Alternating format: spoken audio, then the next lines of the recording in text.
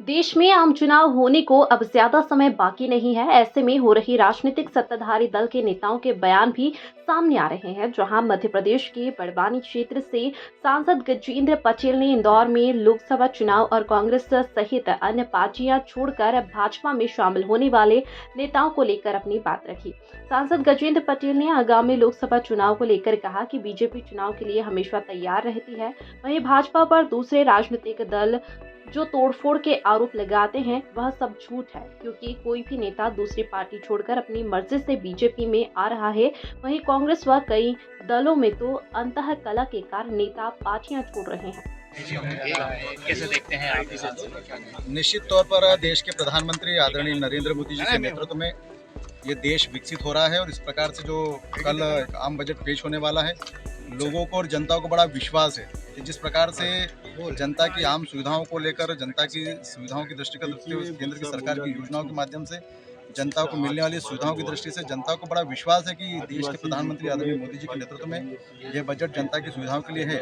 निश्चित तौर पर पिछले 9.5 सालों में जनता को विभिन्न प्रकार की सुविधाएं बजट के माध्यम से भी मिली गई। सबका साथ और सबके विकास के आधार पर सभी समाजों का विकास हो, इस आधार पर बजट पेश किया जाता है। और निश्चित तौर पर जब हमारी जो वित्त मंत्री है कल जब बजट पेश करेगी तो लोगों को बड़ा विश्वास भी है, आत्मविश्वास भी है कि आने वाला 2024 का लोकसभा चुनाव भी और विकसित भारत की संकल्पनाओं के आधार पर 2047 कैसा बनेगा और उसके आधार पर बजट भी पेश होने वाला और नए विकसित भारत के आधार पर बजट पेश होगा। निश्चित तौर पर जनता को मैं बहुत बहुत शुभकामना देता हूँ, बधाई देता हूँ। ये बजट उनके अनुरूप रहेगा और उनकी सुविधाओं के लायक रहेगा। मतलब आप सांसद हैं, जिस तरह की राजनीतिक उथल पुथल हो रही है, नीतीश कुमार ने पार्टी बदल दी है और लोकसभा चुनाव को लेकर कांग्रेस का गठबंधन कहीं ना कहीं कैसा हो रहा है आपको भी पता है, क्या कहेंगे इसको लेकर? मुझे लगता है कि पूरे देश में या दुनिया में हमारे पास नेतृत्व भी है और हमारे पास नीति भी है।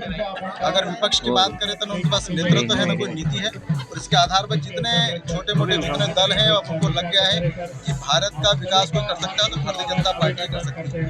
इसलिए नीतीश कुमार जैसे कद्दावर नेता भी अब भारतीय जनता पार्टी की ओर देखने लग गए हैं और इसलिए इस विश्वास के आधार पर उन्होंने गठबंधन तोड़ा है और भारतीय जनता पार्टी के साथ वो शामिल हुए हैं। ऐसे कई नेता हैं जो भारतीय जनता पार्टी से जुड़ना चाहते हैं। उनको लग रहा है कि अब निश्चित तौर पर भारत विकसित भारत की श्रेणी में आ रहा है और इसके आधार पर मूलभूत जो सुविधाओं का आधार है उसमें भारतीय जनता पार्टी के केंद्रीय नेतृत्व, जिसमें आदरणीय हमारे नरेंद्र मोदी जी के नेतृत्व में, देश के हमारे गृह मंत्री आदरणीय अमित शाह जी के नेतृत्व में, हमारे राष्ट्रीय अध्यक्ष आदरणीय JP नड्डा जी के नेतृत्व में भारत विकसित श्रेणी पर से कई दल भारतीय जनता पार्टी के संपर्क में है और आने वाला लोकसभा का चुनाव ऐतिहासिक निर्णय का रहेगा और विकसित भारत की श्रेणी में खड़ा रहेगा। कई पार्टी आरोप लगाती है कि भाजपा जहाँ जीतती नहीं है वहाँ पे तोड़फोड़ करती है, विधायक और सांसदों खरीद फरोख्त कर लेती है। निश्चित तौर पर ये सभी आरोप निराधार हैं।